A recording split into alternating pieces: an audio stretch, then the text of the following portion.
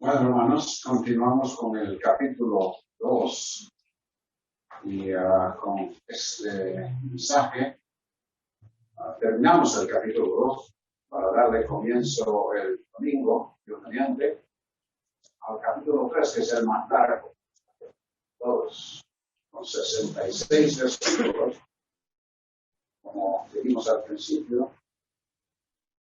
número 1, 2, 4 y 5 tienen 22, pero el 3 tiene 66. Unos científicos alemanes hicieron un estudio en el cual detectaron cierta correlación entre el uso del tabaco y el cáncer. Unos 10 años después, esa conexión era una realidad, se había verificado, había sido comprobada que existía tal conexión. Pero fue hasta en la década de los 60 que recuerdo que comenzaron a salir anuncios y también algunas advertencias en los paquetitos de cigarrillos, advirtiendo del peligro. Sin embargo, a pesar de todo eso, a través de los años y a medida que la nueva generación surge, la cantidad de personas que comienzan a fumar todos los días es altísima. Pero la advertencia ahí está. Y sin embargo, hay muchas personas que no le ponen atención para después luchar con dejar el cigarrillo. Porque ya entonces les ha ocurrido algo que no quisieran tener. Pero les fue advertido. Sabían. Cuando los babilonios destruyeron Jerusalén, hubo lamentos, como el que estamos leyendo, como el que estamos estudiando. Pero no debió de haberles sorprendido en absoluto, porque ya se les había advertido por generaciones tras generaciones. En este capítulo, los versículos del 18 al 22, para terminar este capítulo, tenemos ahí el resumen. Y en esta ocasión, no los voy a hacer trabajar más, porque ahí está ya todo. Ya está menos trabajo para ustedes y menos trabajo para mí. A ver qué palabras son las que quieren. Entonces, ahí está. Solo vamos a seguir para orientarnos. Vamos a leer el resumen, la aplicación, para orientarnos en qué es lo que estamos estudiando en esta ocasión. El clamor de los sobrevivientes en Jerusalén. Clamor a causa de la situación que tenía. En Jerusalén fue como que si el muro destruido se hubiese unido al lloro, lamento e intercesión por los niños que estaban por morir.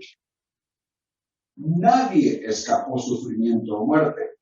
Niños, jóvenes, doncellas y ancianos, toda edad fue afectada, así como sacerdotes y profetas. La magnitud del juicio sin compasión divina fue incomprensible, prácticamente arrasando con la población. Una situación verdaderamente trágica. Pero como hemos dado el título a este mensaje, esa situación, ese suceso en el pasado, tiene lecciones tanto para ellos en aquel tiempo como para nosotros, referente al presente, para ellos, para nosotros ahora y en el futuro. La aplicación entonces, la demostración de la justa ira de Dios en el pasado debe motivar a las generaciones presentes a considerar lo que la Escritura anuncia para el futuro y con sumisión y contrición responder al llamado de Dios para escapar el juicio venidero. En el primer punto, ustedes tienen ahí versículos 18 al 20. En realidad es versículos 18 y 19. De manera que allí se tienen que hacer una corrección. 18 y 19. El primer punto es que la disciplina divina en el pasado debe orientarnos a la oración y sumisión para el presente y el futuro. El pasaje anterior que tuvimos cerró diciendo que el Señor había hecho todo lo que se había propuesto contra Judá y Jerusalén, que era algo que Él ordenó desde tiempos antiguos cuando se le advirtió a Israel que sucedería si fallaban en su lealtad al Señor. Con el juicio que causó estragos, el Señor permitió que los enemigos de Jerusalén se alegraran y se exaltaran sobre ella. Ahora leemos. Su corazón, y ese su, creo que la Reina Valera aquí nos ayuda, porque creo que dice el corazón de ellos, ¿verdad? De ellos es lo que dice la Reina Valera. Bueno, eso es correcto, porque este su en la... bueno, es lo que tienen ahí, la Reina Valera. ¿Qué pasó con la Biblia de las Américas? Se fue corriendo. Bueno, la Biblia de las Américas dice su corazón, es un su de ellos. Expliqué ayer en el idioma hebreo los pronombres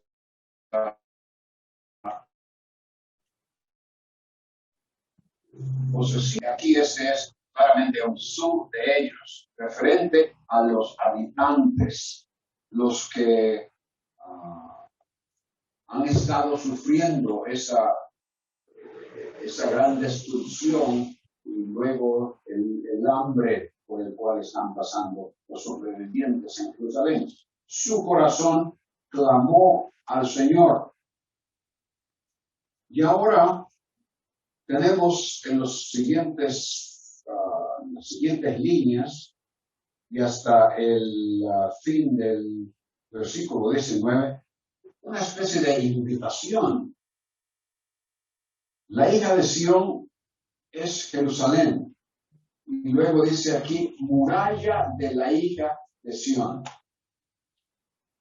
El corazón de ellos, es decir, los que están sufriendo esta gran dificultad de la cual hemos hablado y a la cual se refiere todo el libro.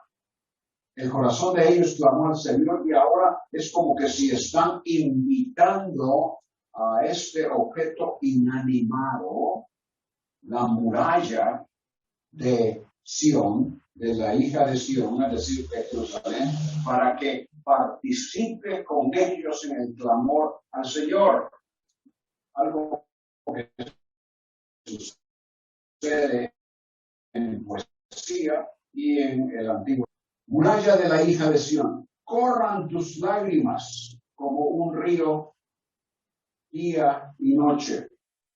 ¿Se acuerdan lo que dijo el escritor, el profeta, en el versículo 11 con el cual comenzamos el estudio previo? Mis ojos se consumen por las lágrimas. Eso era él. Pero ahora se le hace una invitación a la muralla que en está destruida para que participe. Es un clamor que involucra una demostración de precisamente el dolor por el cual pasa. Cuando lloramos, podemos llorar de alegría, lloramos porque alguna forma que ocasiona ese dolor. Entonces aquí, corran tus lágrimas. Y así como el profeta había hablado de que sus propios ojos se consumían, era como que si ya no existieran ahí, como que si ya no pudieran desarrollar su función de ver. Así también se le dice que ellos continuamente estén expresando, es decir, la muralla, personificándola, que también exprese ese dolor al Señor en este clamor que se le ha de dar al Señor. Corran tus lágrimas como un río día y noche. Y esto habla, obviamente, de continuamente, sin parar.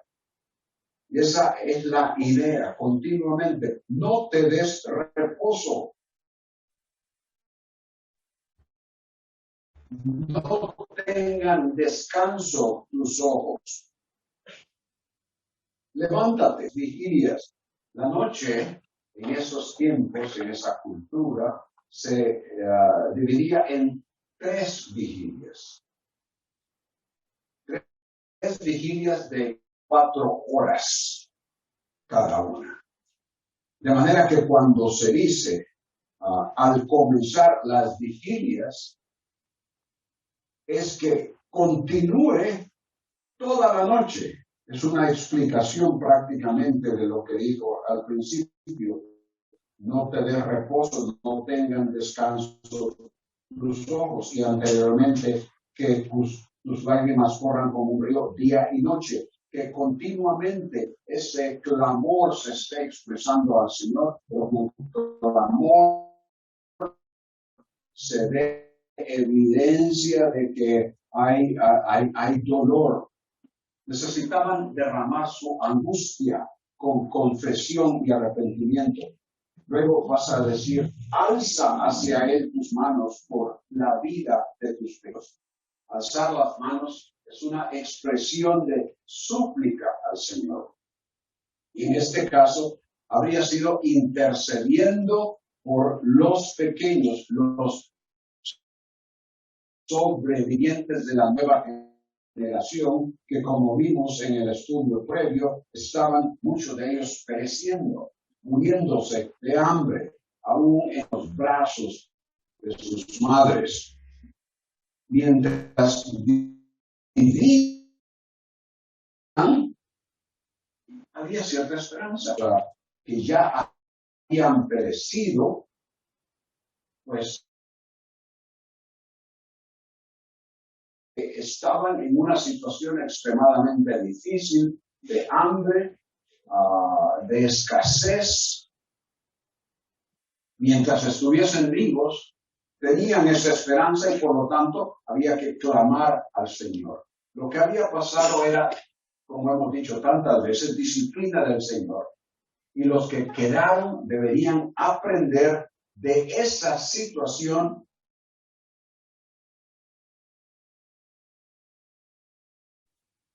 y esa necesidad en esos momentos era orientarles para depender del Señor en el futuro. Y la forma en que lo harían era orando al Señor, viniendo delante de Él, solicitando su ayuda. ¿Se acuerdan lo que leímos en el versículo 13? En el estudio previo, al final dice, ¿quién te podrá sanar? Y lo que se refiere a los humanos, una persona, no había nadie que pudiese traer asistencia y rectificar la situación por la cual estaban pasando. Pero ahora, reconociendo que era al Señor a quien podían dirigirse y que deberían de dirigirse para pedir la ayuda, entonces están haciendo lo que es apropiado. Esa disciplina en el pasado ahora les orientaba a la oración delante del Señor solicitando su ayuda y específicamente a favor de esos pequeños que estaban pereciendo. En nuestra experiencia seguramente pasamos por dificultades que en muchas ocasiones nosotros mismos las causamos, como era la situación con ellos. Un ejemplo del Antiguo Testamento en lo personal, porque aquí tenemos a la nación o al pueblo de Jerusalén y de Judá, pero en términos personales, Jonás tuvo una de esas experiencias cuando lo lanzaron al mar y comenzó a hundirse. En primer lugar, no debió de haber estado en ese barco, porque no debió de haber tratado de huir de lo que el Señor le había dicho. Pero ya cuando estaba en el pez, en su oración de agradecimiento, Jonás se refirió a lo que sucedió cuando estaba en el mar y dijo: en mi angustia clamé al Señor y que Él me respondió. Desafortunadamente, Jonás, aunque aprendió en ese momento a depender del Señor, no aprendió a depender del plan del Señor. Porque cuando fue y obedeció al Señor, fue por la segunda vez que el Señor le habló y fue a Nínive, pues fue, pero estaba todavía enfadado. Porque el Señor era misericordioso contra aquellos ninivitas, Pero en ese momento, él clamó al Señor y da el testimonio de que el Señor le respondió. Cuando Él nos disciplina, permitiendo o trayendo dificultades y aún angustia en nosotros, Él desea que esas circunstancias nos orienten hacia la oración y sumisión a Él con contrición. Que supliquemos su asistencia para aliviar la aflicción del momento, pero que también miremos hacia un futuro en el cual continuemos dependiendo de lo que Él tiene para nosotros. En el Nuevo Testamento tenemos como ejemplo, obviamente, hemos hecho referencia a esto también, de la parábola del hijo pródigo, en la que al encontrarse en una situación extremadamente difícil, que nadie podía ayudarle, decidió que iba al lugar a donde él podía encontrar ayuda, que era su propio padre, y decidió confesar su error. Entonces busquemos al Señor, clamemos a Él, como dijeron los sobrevivientes de Jerusalén, sin reposo. Noten una vez más el versículo 18, no te dé reposo, no tengan descanso tus ojos, continuamente. Eso significa también con contrición, si es que hay algo que confesar. La disciplina divina del pasado, en primer lugar, debe orientarnos a la oración y sumisión para el presente y el futuro. En el versículo 20 y 21 tenemos el segundo punto. La disciplina del Señor es severa y directa para quienes, conociendo su responsabilidad, la ignoran. Versículo 20. Mira, oh Señor, y observa. Esa es una frase, una expresión que ya hemos encontrado un par de ocasiones anteriormente. ¿Se acuerdan? Allá en el versículo 9 del capítulo 1, mira, oh Señor, mi aflicción. Versículo 11, mira, oh Señor, y observa Una vez más, aquí en este versículo leemos, mira, oh Señor, que estoy angustiada. Y luego, desafortunadamente, lo que comenzó como una oración en los versículos 18 y 19 se convierte en una queja en los versículos 20 y 21. Dice el versículo 20 una vez más. Mira, oh Señor, y observa. ¿Se acuerdan lo que hemos dicho acerca de esta frase? La idea no es sencillamente que el Señor se fije y aún ponga un poco de atención y que se vaya. No. La idea es, Señor, mira, contempla, detente a ver y examinar la situación por la cual estoy pasando. ¿Para qué? Para que la resuelvas, para que me ayudes. Es una solicitud de ayuda. Pero noten, esa solicitud de ayuda implica aquí o conlleva, está acompañada de una queja. ¿A quién has tratado así? En el pensar de estos sobrevivientes, la situación de ellos era única. El Señor nunca había tratado a nadie así. Y esa palabra tratar es una que se usa y traducimos de una forma diferente en el capítulo 1, versículo 12. Dice la segunda parte, observad y ved si hay dolor como mi dolor. La situación es prácticamente la misma. ¿Hay un dolor como mi dolor? No, no lo hay, somos los únicos. Y aquí está hablando de que hay alguien más. Mira, has tratado a alguien de la misma forma. Y luego dice en el versículo 12 del capítulo 1, observad y ved si hay dolor como mi dolor, con el que fui que atormentada. Y lo que aquí tenemos es exactamente la misma palabra en el capítulo 3, cuando dice a quién has tratado así. Ustedes pueden ver también en el capítulo 1, versículo 22, la misma palabra atormentar.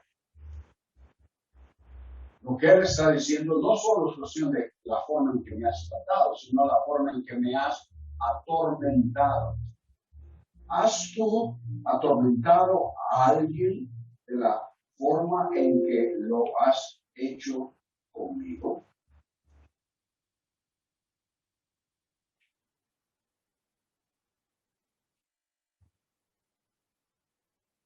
Son tres preguntas que se hacen. El problema en esto es comparar lo que Dios hace con nosotros y lo que Él hace con otros.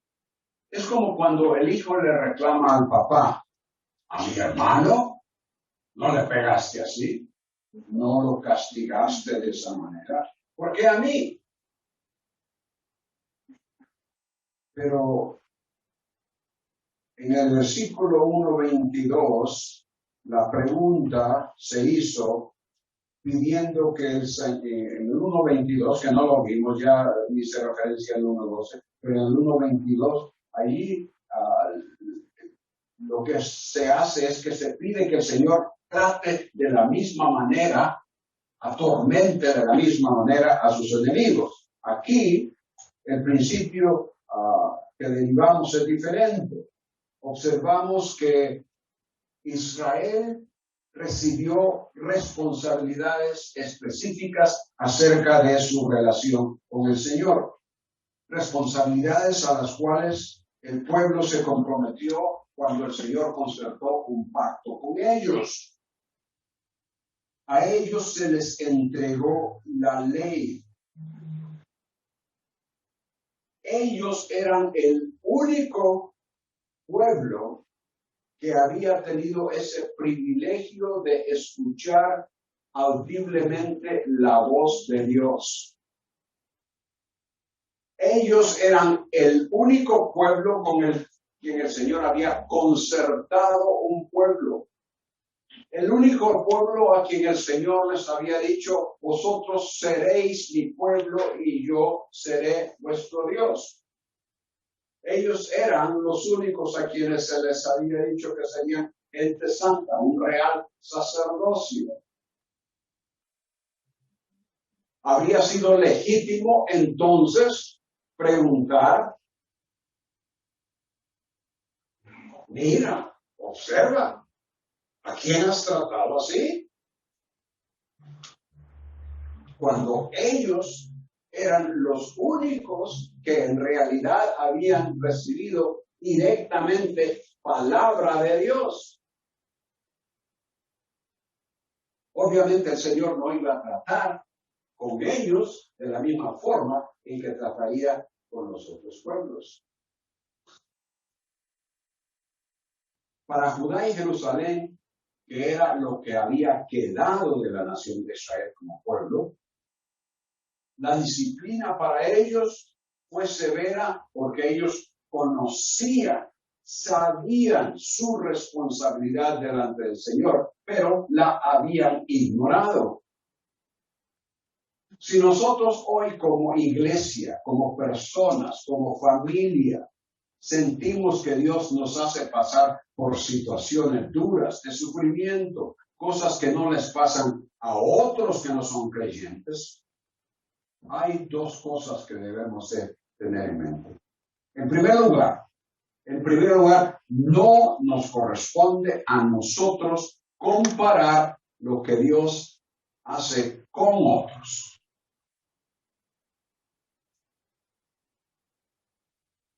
Cada uno tiene una relación personal con Él y es responsable a Él individualmente.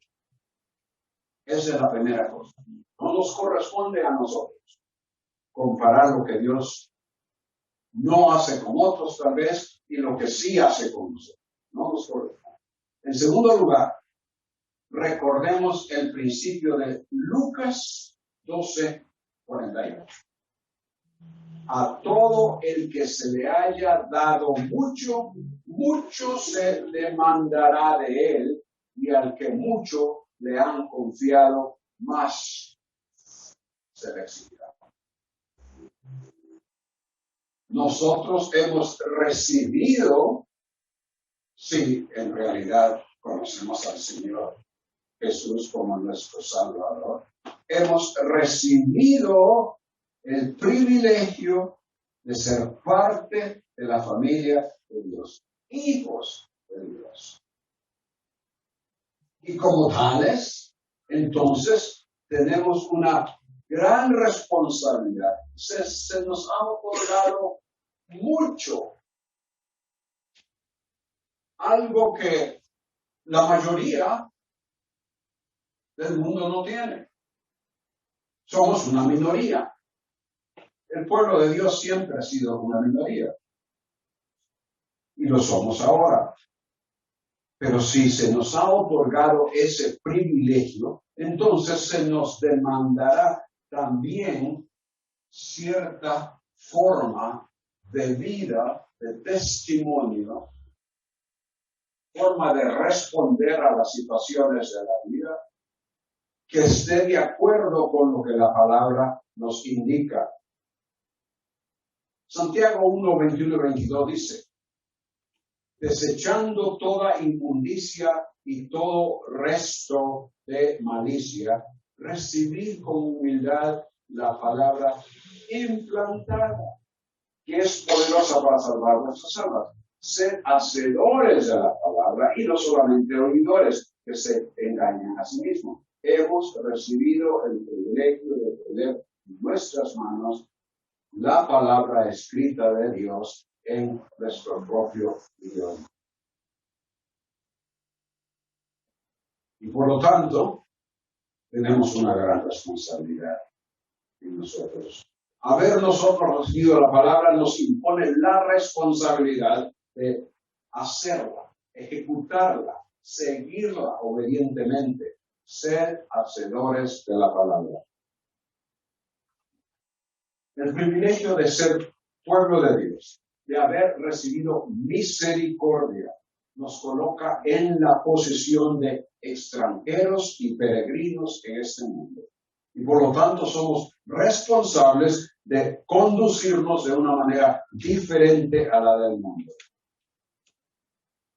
Cuando fallamos, como Israel falló en la obediencia a la palabra y en la conducta que debe demostrar que somos pueblo de Dios, Él nos disciplina y tiene la prerrogativa de hacerlo según su propósito. No podemos nosotros cuestionar o preguntar por qué al otro no y a mí sí, como sucedió con ellos.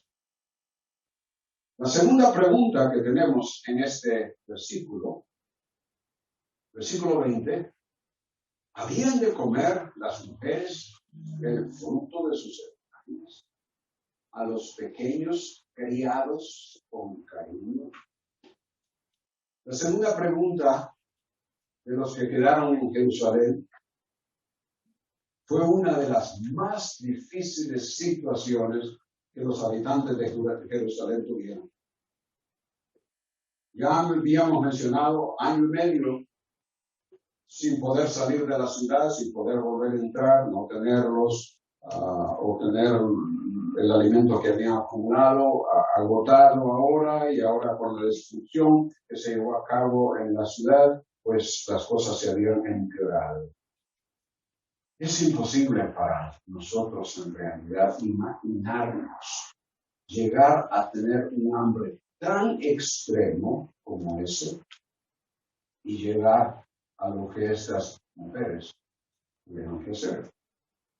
Vimos en el estudio anterior que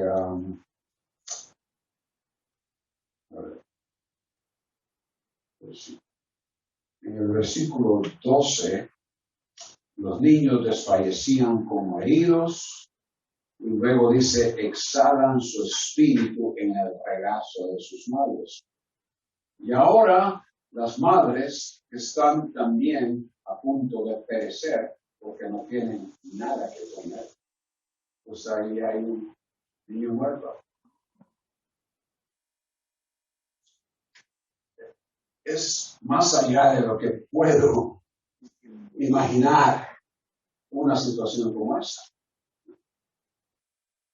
Y desde el punto de vista humano, el pueblo pregunta, ¿habría de suceder tal cosa?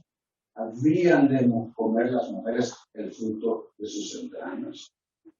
La gran tragedia acerca de la cual Jerusalén le preguntó al Señor con un tono indicando que no debió de haber pasado, era algo que ellos debieron saber.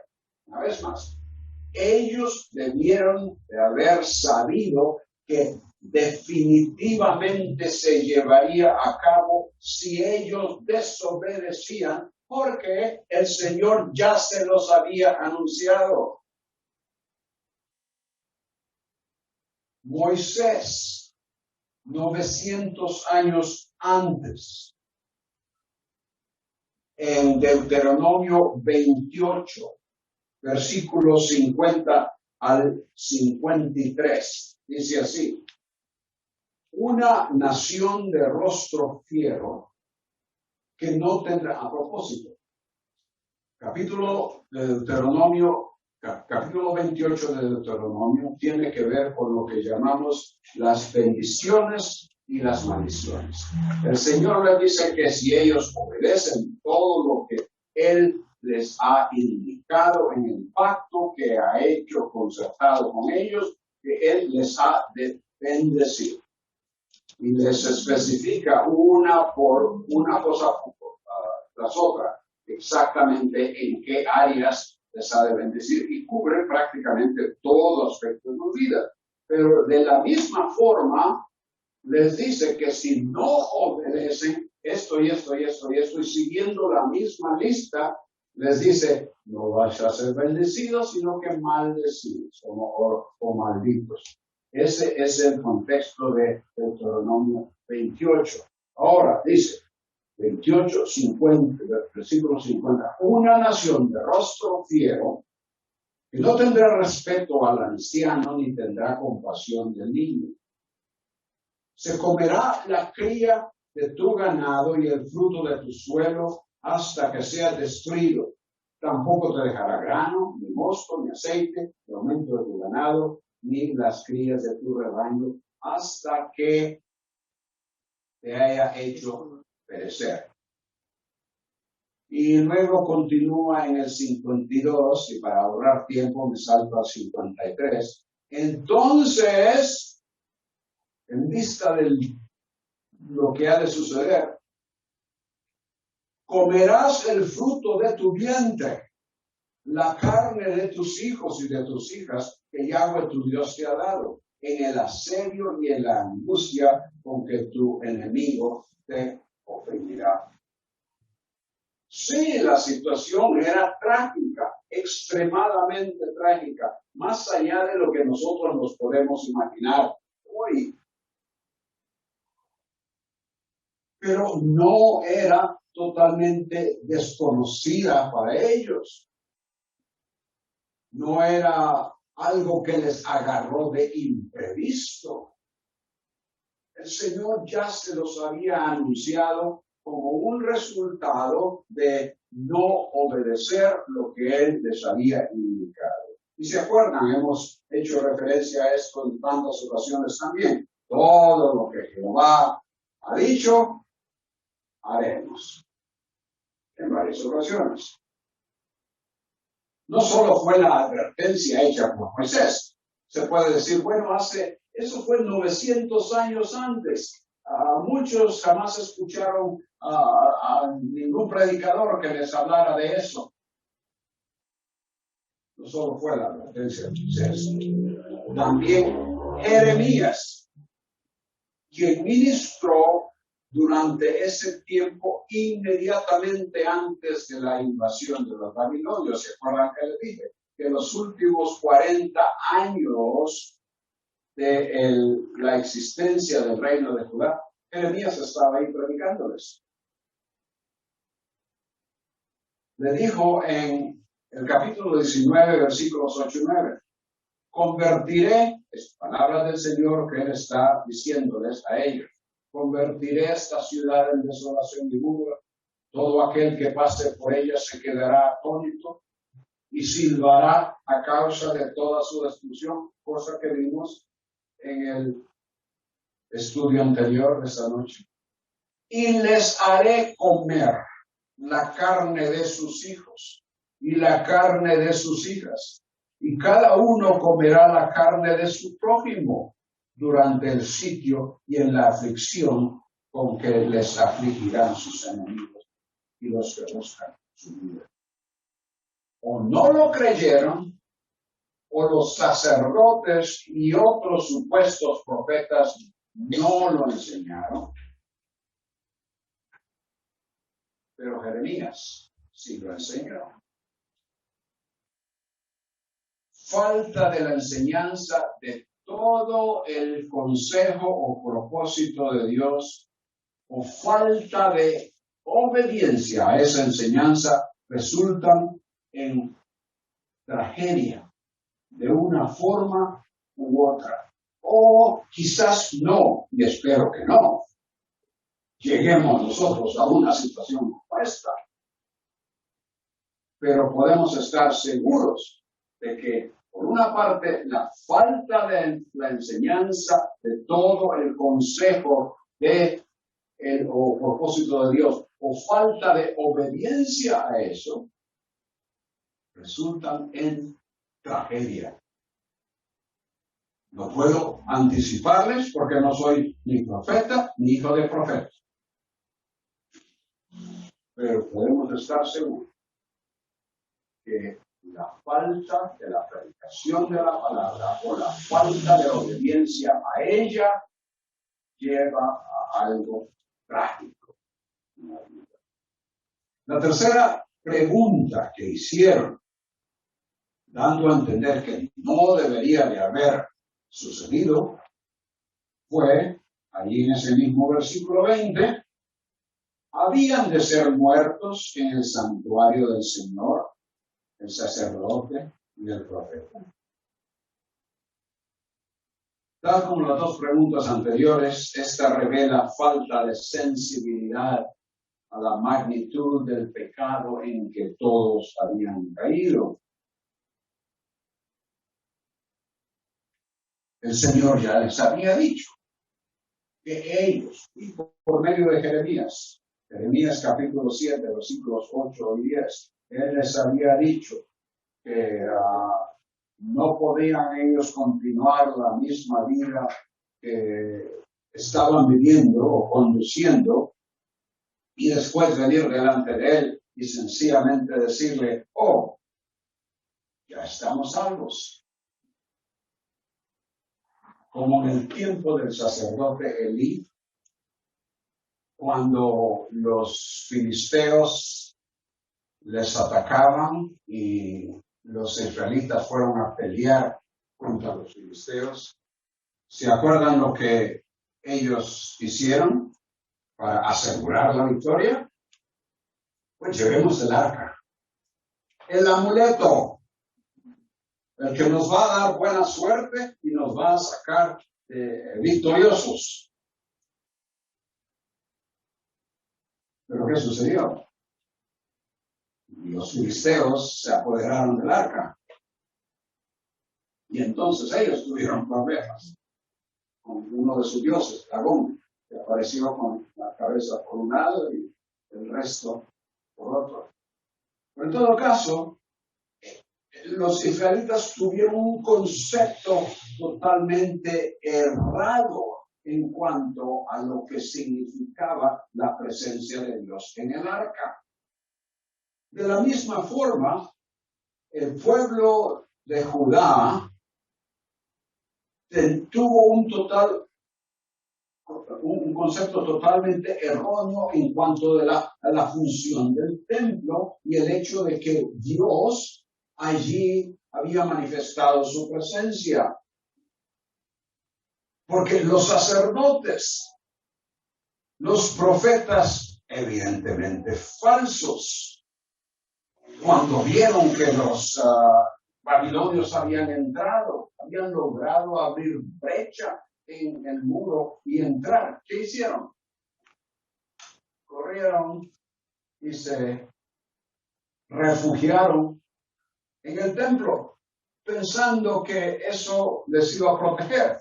Pero qué sorpresa, cuando los babilonios entraron al templo, y no solo entraron a ver y a inspeccionar quién se estaba escondiendo ahí, sino que destruyeron el lugar y lo saquearon, y ciertamente no dejaron a estos que únicamente lo vieran, sino que también.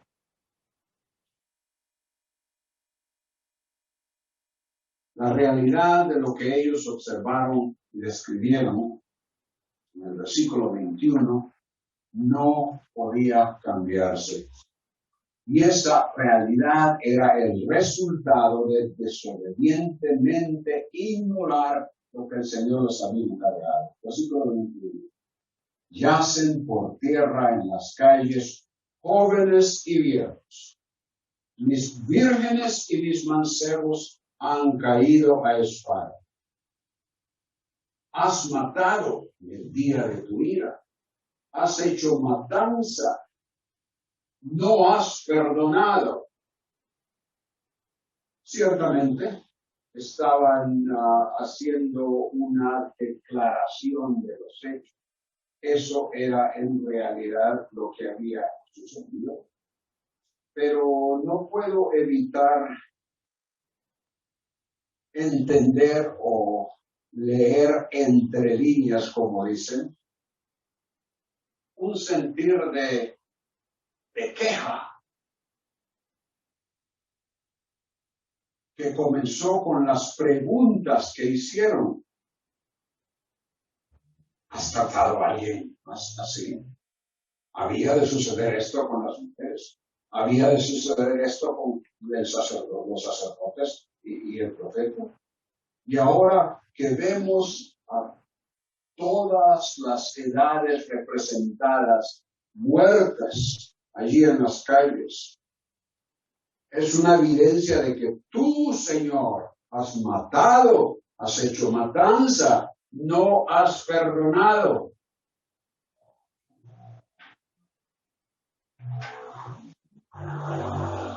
El ser humano quizá escuche del amor, compasión y perdón del Señor, pero no de su santidad, ni del pecado, de la arrogancia y desobediencia del hombre. Eso era falta de sensibilidad en cuanto al pecado que había resultado en esta situación.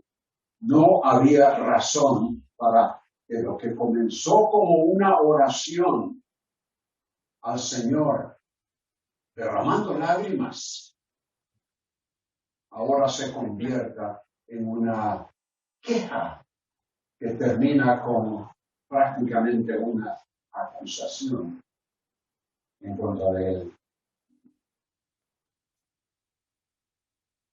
La disciplina del Señor es severa y directa para quienes, conociendo su responsabilidad, como sucedió con ellos, como puede suceder con nosotros, la ignoraron.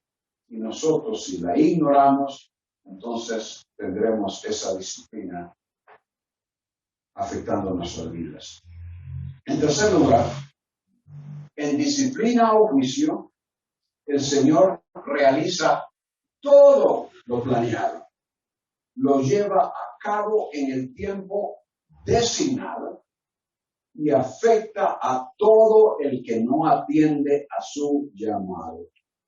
Para quien no escuche y responda al mensaje de Dios, lo único que queda es la experiencia de juicio y temor, como sucedió con Jerusalén y Judá en la invasión babilonia.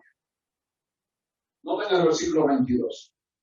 Como en día de fiesta solemne convocaste mis terrores de todas partes. Y no hubo en el día de la ira del Señor quien escapara ni sobreviviera. A los que crié y mantuve, mi enemigo los exterminó. Ya hemos mencionado esto de fiesta solemne, como leemos en el versículo 22. La palabra traducida fiesta solemne literalmente se refiere a algo designado. Palabra que se usa ya en Levítico 23 acerca de las fiestas designadas, los días designados por el Señor para que en determinado tiempo, no mañana, no antes, no después, no, en ese tiempo específico, algo en particular que celebraba la relación del Señor con Israel, entonces se celebraba. Eso es lo que significa aquí, como en día de fiesta solemne, como en día designado, convocaste. Creo que este día designado se refiere específicamente a lo que el Señor había determinado, el día preciso que Él había determinado cuando los babilonios habrían de llegar a la ciudad y hacer todo lo que hicieron en contra de ella, y como resultado ellos, es decir, los habitantes de Jerusalén, sufrirían todo lo que aquí se ha mencionado. Ese era el día designado por el Señor. Como el día designado, convocaste, como que si hubiese sido un día designado para una fiesta en la cual se convocaba a las personas para que llegaran y celebrasen esa relación con el Señor, algún aspecto de él, de ella. Así de la misma forma, en ese día que tú escogiste y que designaste, convocaste, hiciste el llamado para que mis terrores de todas partes me llegaran. Esto era lo que el Señor ya había planeado, lo había determinado. Y no hubo en el día de la ira del Señor quien escapara ni sobreviviera. Es decir, todo lo planeado. Y las personas que habrían de sufrir por ello, todas ellas, lo sufrieron. Nadie escapó ni sobrevivió. Y por eso es que dice, a los que crié y mantuve, el enemigo los exterminó. ¿Fue aquello injusto? La Biblia y ellos mismos en determinado momento, allá en el capítulo 1, versículo 18, declararon, el Señor es justo. La Biblia declara que el Señor es lento para la ira. ¿Y qué? Abundante en misericordia, que perdona la iniquidad y transgresión, pero que de ninguna manera tendrá por inocente al culpable. Judá y Jerusalén eran culpables. Por siglos fueron advertidas de la necesidad de arrepentirse, pero no atendieron el llamado. Así como en ese tiempo el Señor, con su disciplina, realizó todo lo planeado y lo hizo en el tiempo designado, específico, afectando a todo aquel que no atendió su llamado. Así como Él realizó tal cosa, podemos estar seguros que así será el momento escogido por Él para ejecutar juicio. Tanto sobre el mundo incrédulo como sobre los que hemos confesado su nombre y nos consideramos su pueblo, pero que quizás hemos vivido en pecado del cual no nos hemos arrepentido. El apóstol Pablo explica que los hombres han sido necios. Es un pasaje algo largo, pero permítanme un par de minutos para leerlo. Él explica en Romanos 1, 22 al 32, que los hombres han sido necios, que cambiaron la gloria del Dios incorruptible por una imagen en forma de hombre corruptible, que como no tuvieron el bien reconocer a Dios, Él los entregó a una mente, y a esto es lo que quería llegar, una mente depravada, que hace cosas que no convienen, lleno de injusticia, maldad, avaricia, malicia, colmado de envidia, homicidios, pleitos, engaños, malignidad, siendo chismosos, detractores, aborrecedores de Dios, insolentes, soberbios, ambiciosos, directores del malo. Estoy seguro y creo que no podemos negar que en algún momento de nuestras vidas, en alguna de esas horribles categorías, todos hemos encajado. ¿Cómo podemos entonces reclamar falta de compasión divina? El hombre no puede hacer eso. Basados en la demostración de misericordia que Él ha expresado en la persona del Señor Jesús. Entonces, nos hemos arrepentido, entendiendo que Él sufrió la paga de muerte que nosotros merecíamos. Y hemos recibido el perdón de pecados, vida eterna. Si ese es el caso, ¿cómo viviremos en pecado? Pablo nos exhorta, no reine el pecado en nuestro cuerpo mortal para que no obedezcáis sus lujurias. ¿No sabéis que cuando os presentáis a alguno como esclavos para obedecerle, sois esclavos de aquel a quien obedecéis? Y así continúa. Ese día, cuando estaremos en la presencia del Señor, sea como creyentes o como incrédulos, ese día ya ha sido designado por el Señor. Ninguno de nosotros puede ausentarse y decir, no puedo llegar. Excúsenme. Y ese día se describe en Apocalipsis, lo vemos ahí, Apocalipsis 11, 16 al 18. Los 24 ancianos sentados, cuando ustedes pueden conocer. Pero en disciplina o juicio el Señor realiza todo lo planeado.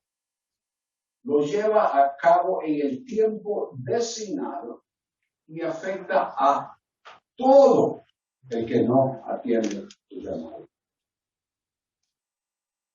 Hemos visto como aplicación en estos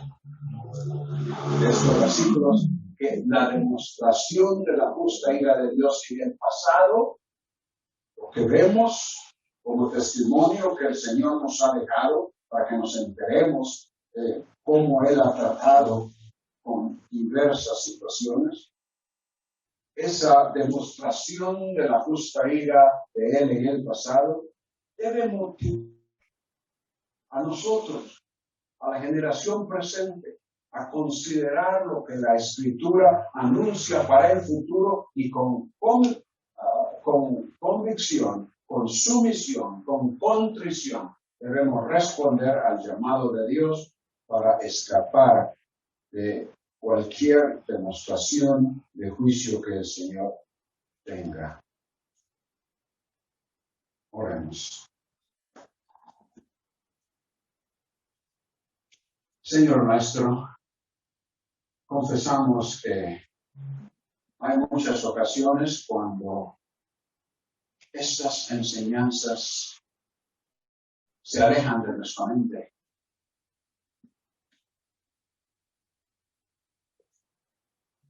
Y reconocemos, Señor, que ese es un peligro, porque pueden terminar alejándose de nuestro corazón. Rogamos que al leer tu palabra tan clara, tan instructiva, podamos nosotros recapacitar en cuanto a, por una parte, tu justicia y a la vez misericordia, pero por otra parte,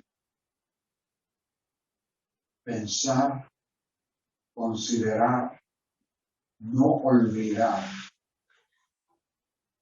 la presencia de la naturaleza humana todavía en nosotros y la presencia del enemigo que constantemente nos acecha. Oh Padre, ayúdanos a que siempre estemos conscientes de lo que tu palabra nos enseña, para poder caminar de una manera que nos mantiene firmes en la fe, que nos ayuda a no tener que incurrir tu disciplina y aún tu castigo. Padre, queremos honrarte. Queremos que nuestras vidas y que esta congregación sea de verdadero testimonio a aquellos que no te conocen. Úsanos para tu gloria. En el nombre de Cristo. Amén.